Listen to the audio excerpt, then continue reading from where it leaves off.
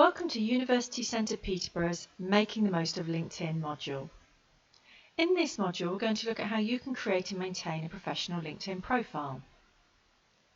We're going to look at each section of your LinkedIn profile and also how to post and what to post on a regular basis. LinkedIn is an online CV and professional profile, and it's free to join. Members use the site to keep in touch with business associates, clients and co-workers. It can boost your profile, build awareness of your brand, and help you to be recruited. It's now believed that at least 1 in 3 professionals are members of LinkedIn, with many recruiters using LinkedIn to identify potential candidates. LinkedIn will help you build your professional brand, search more effectively for opportunities, develop meaningful professional relationships, and engage with networks more effectively. If you follow University Centre Peterborough on LinkedIn, you'll see that on a weekly basis, we highlight any regional opportunities related to career development, such as internships and graduate opportunities.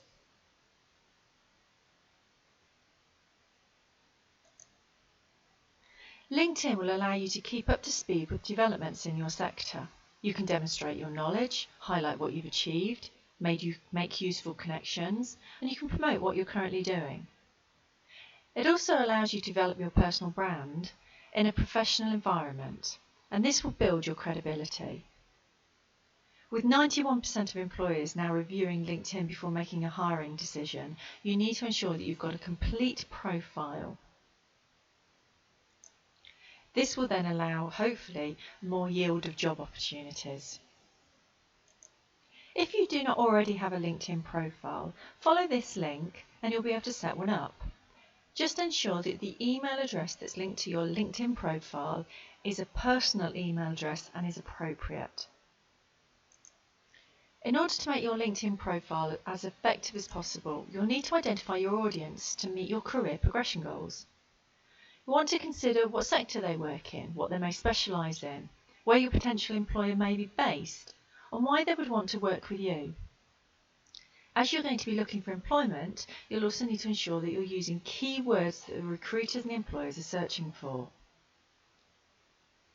By considering these questions, you should then be able to describe your target audience in one sentence. Try completing the sentences at the bottom of this screen. It can feel overwhelming trying to identify what the key words are for the industry, so one of the easiest ways to do this is to identify 10 roles for the type of roles that you're interested in going into. Compare the job descriptions and the company websites, and then identify the most common used words. Also look at what knowledge, skills and behaviour they're looking for, because this will allow you to embed this into your profile. There's some websites on the right hand side here that will help you identify the jobs that you might be searching for, but again just be mindful to do the search in the right country that you want to work in, because the keywords will change slightly depending on which country you're intending to be based in. You can also do a search on LinkedIn by your degree, which will help highlight who's gone into what type of role depending on what degree they had. So now we can start completing your profile, and the first thing we need to do is add a picture. According to LinkedIn research, they find that a profile with a photo is 14 times more likely to be viewed. It represents your professional image, so you want to make sure it is up to date, well lit, clear, and that you're looking at the camera. You also want to make sure it's in professional business dress, and it is only of you. Do not use a selfie, and preferably ask somebody else to take the photo. There are some hints and tips on how to get a good headshot here that might be of use to you. The section just next to your photo is your headline, and the headline is the most visible section on your LinkedIn profile. Not only does it stretch across the top of your profile page, but it also introduces you on different news feeds. The headline though is only 120 characters, so you need to very carefully think about what you want to say in your profile and who you're going to appeal to. You want to make sure that you're including key industry words that the employer and the recruiters are looking for, and what benefits you can bring to your audience.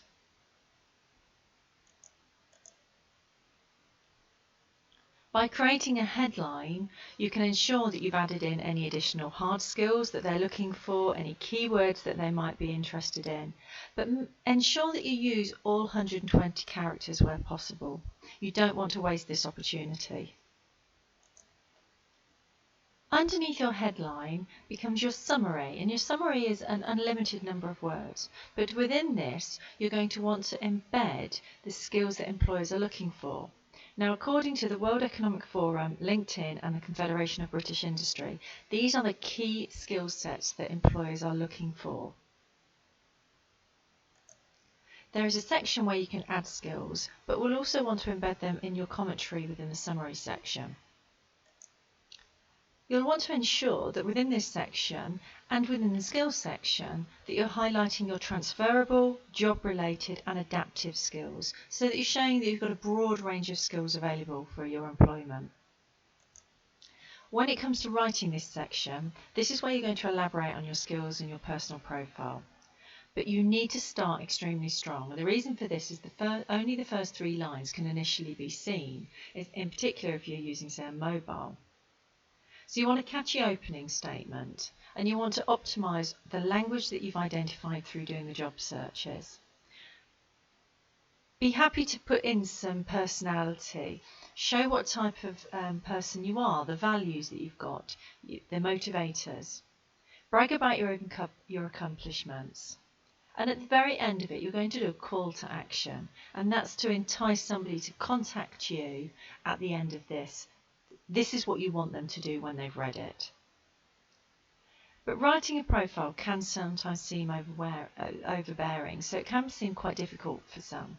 So what we can look at is a strategy for you to help. So here are some ideas that might be of use. Write in the first person. Explore what your values are, what skills you have and what you can do. Provide an example of your successes and use these where you're showing impact. And in this case, I would refer back to the PARS or STARS method we've had a look at when you've been writing your CVs. State what you'd like from your career progression. Where would you like this pathway to go?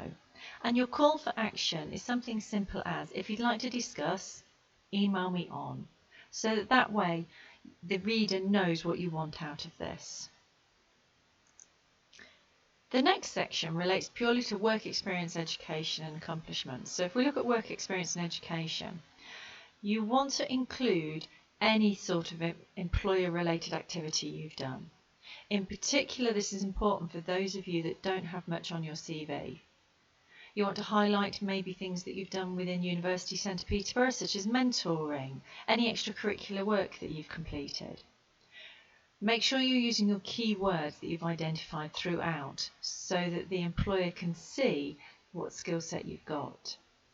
Where possible, you want to link the employer to their LinkedIn page so that other employers can see where you've been based. Just as a note here, when you're listing your degree or foundation degree, etc., you will want to link this to University Centre Peterborough and Anglia Ruskin. This will allow you to be part of both alumni groups, so you won't miss out on any opportunities.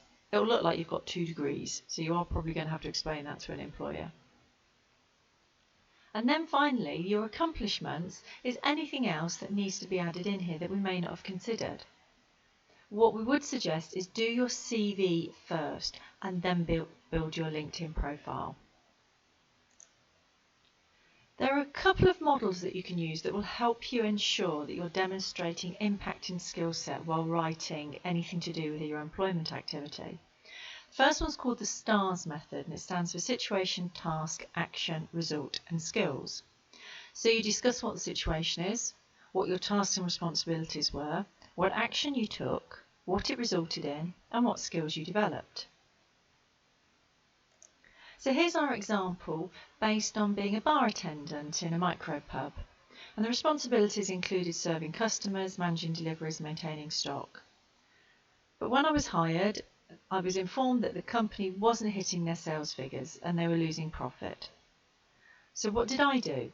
Well, I identified alternative stock that they could stock, and also we devised quiz nights. And the result was that we increased the number of clients, so therefore profits increased, and at some point later we then needed new staff to come and work for the company. And these are the skills that I developed.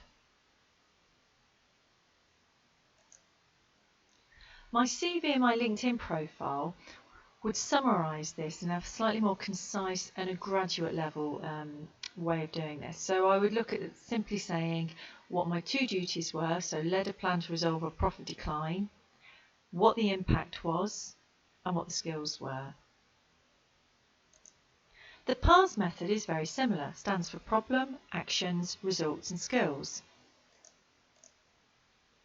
So if we take a slightly different example, so the problem I had with this management role was we had very high labour costs. So I brought in a variety of cost reduction initiatives, and this is what they resulted in.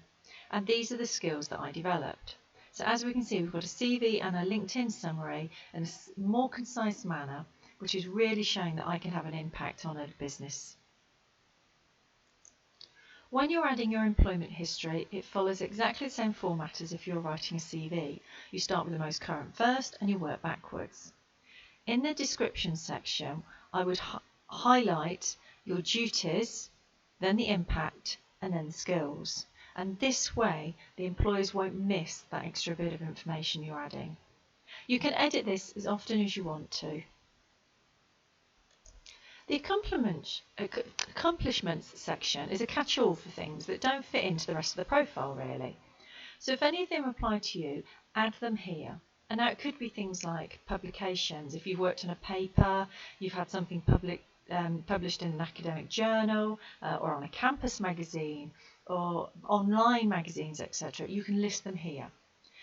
Any additional certificates you've gained, anything that you've had patented, any courses you've taken outside of your degree, maybe of use here. Any specialist courses might be of interest to a company. Projects that you've worked on, for example, even if you blog regularly, if you've done something beyond your degree module work. If you can add a URL link here, you can then allow the employer to go directly to what the project is to see it. If you've received any special academic or extracurricular honours or awards, add them in. If you've got very high test scores, so for example if you've got firsts coming out for some of your modules, you can sling those in here. Language, highlight any languages that you speak, but ensure that you have at least basic conversation abilities with these. And finally, if you're a member of any societies, organisations or professional bodies, list them here. You will have already done your research about what skills the sector is looking for, and you'll also know the 3 types of skills that you need to include. You can select from a list of skills, or you can add your own. Remember to include those 3 types, the transferable, the job-related and the adaptive. Once you've listed your skill set, you'll then want to gain endorsements, and an endorsement is from a fellow LinkedIn member confirming that you have that skill.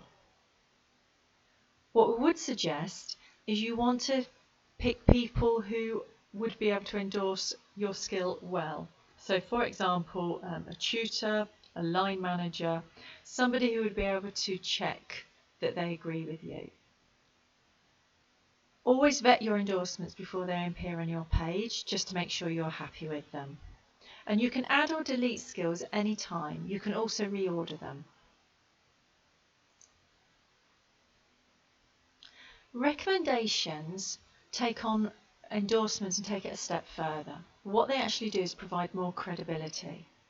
The more LinkedIn recommendations you have, the more social proof you have, and the greater your ability to establish trust with your potential employer or potential clients. Recommendations are simply written testimonies of your skills. They're not just an endorsement. The person doing the recommending also needs to be a member of LinkedIn.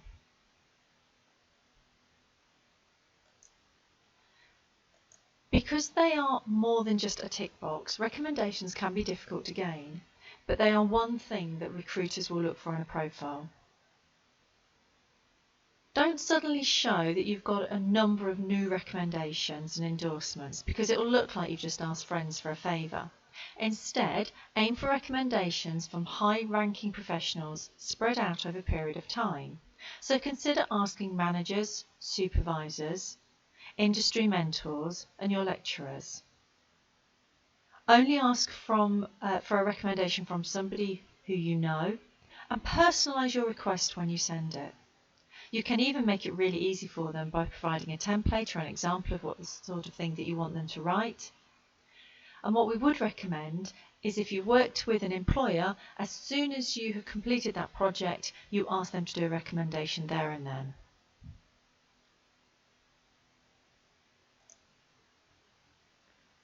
You'll want to follow a company on LinkedIn in order to receive updates on new developments, business opportunities, and even job opportunities from them. The company profile display will show their recent hires and related companies, recent promotions, and their top locations for employees. What this will allow you to do is see what's going on in the sector. It's extremely easy to follow a company. Simply do a search for the company, or you can do a search for the type of industry, such as digital marketing / Peterborough. You can see here, all we can do is click in the cell and then search for the company or what type of group they're related to. So in this case, we've done digital marketing Peterborough, but I could also type in a company name. Once you've found the company that you're interested in and you've checked the details, you can then either click the follow button or you can tick to follow. You can unfollow an organisation at any point and the company will not know that you're no longer following them. You can also connect with groups of people or groups of professional interests, and this is great for a way of building your network. You'll want to type in the search bar again what the field of interest is or a keyword, and then you can filter the results by groups. You can be a member of up to 50 groups at a time, and you can exit a group at any point. What we would suggest is you want to network with members of that group and you want to participate in discussions such as sharing articles, making professional comments. You can also connect with individuals, and this is ideal to help you job search, but also to identify a mentor, build a client base, broaden your research, generate sales opportunities. Searching for people is in exactly the same way as you would for a group or a job. You simply type in the keyword that you're after. You can even add the city and town. For example, here we've done translator in Peterborough. Until you are connected to them, you may only have a limited amount of visibility about their profile, but you will see what type of connection you've got. So if it's first degree, this means that people you are directly connected to, you've accepted their invitation to connect or they've accepted yours. Second degree means people who are connected to your first degree connections, but you're not connected to them directly. Third degree means people that are connected to your second degree connections. You'll then see group, and these are people that are part of your network because you're in the same group. Or you'll see out of network, and these are people that just fall outside of this category and you can then mail them directly. There's lots of different ways of making connections with people. You can go through their profile by just connecting on them, click on the connect button. You can do a search and then click on the connect button. You can do grow your network page and search for contacts and then invite them. You can look at my network page and see if you've got any pending invitations, and also the system will do people you may know and will offer suggestions to you. You can browse to find people you might want to connect to. So for example, you might want to go through the alumni or a certain company or connections of connections to see if you can widen your profile. When connecting, you really should send a personal message. It's quite difficult on LinkedIn to explore why somebody wants to connect with you. So by you providing a personal message, you're encouraging somebody to want to connect with you. The way to do this is identify what you've got in common or what you're interested in. For example, You might start it with, I've seen on your company's website, or I recently attended an event that you presented and, or I'm interested in posting something you recently said regarding. And this way, people can start to build a network with you. As you build your network, you're going to broaden your connections, and these will help you develop your career further. You might want to review the connections that other people have. You might want to contact individuals or companies or sectors that you're interested in. But be brave and ask for connections to help you, or simply ask questions. People are really happy to help if they feel that you're going to value what they're going to say. So ask them, could you have a look at my CV? Where could I find information on? What current trends are you seeing in this sector? But also post information that will help them. Share interesting resources, articles. Be the connector and share your information. And be mindful, LinkedIn is a professional basis. It isn't like other media where it's about personal changes. This is a professional destination. It can be difficult knowing actually what to post on your LinkedIn profile, so consider some extras, such as a photo of your coursework or some module activity, posting about something you've read recently that you found extremely interesting, a debate that you might have had in one of the lectures. If you've been on any internships, any visits, work experience, chatted to an employer, you could link directly with the employer, link with the staff member, and also thank the company publicly on your LinkedIn profile. Add in areas such as pictures and videos. Add articles to promote what you've been researching recently. You can also connect with your industry leaders and then comment on things that they have written recently. Offer a thoughtful question, but ensure that they're smart questions that will elicit a conversation rather than just proving a point. You want to be conscientious of what you ask in groups, so you may want to do a bit of research before you ask the question. You want to ensure that you're conveying that you're an informed, personal person, and that your questions are likely to be stronger if they don't have an easy answer.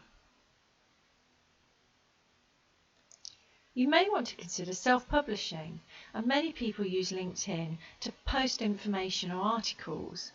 Just be mindful that it does lack customization, unlike a blog. But it is another way of adding to your connections, and add tags will ensure that your posts are set to be seen by the public. We've now had a look at how to create and maintain a professional LinkedIn profile. Because this is a professional platform, there's a couple of things you do need to consider. You are only going to post professional, not personal comments. You're going to personalize connection requests with a short message, and you want to sell your professional story rather than your personal story.